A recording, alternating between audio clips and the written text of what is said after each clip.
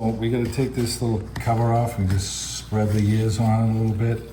Now we can pull the lever up, and then this has just a notch that holds this thing on right there. So let's get the new one out. So how did you get that off, Steve? What was the procedure to get off? You just kind of lift up and out? Yeah, you'll see when we put the new one on. So we got a replacement rear wiper blade, and it's a little bit different, but it does come with an adapter. There's a few different kinds. So this has a real thick bridge on it right here. Yep. And this is what this one has, the thick bridge. So it looks like you just slide these on. It's got arrows. So it looks like we can slide these in place and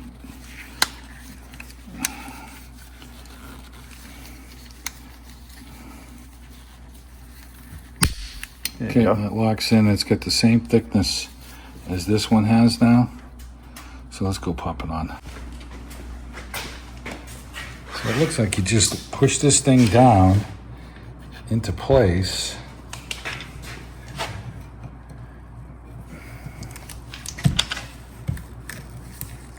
And then it locks in. And that's all she wrote.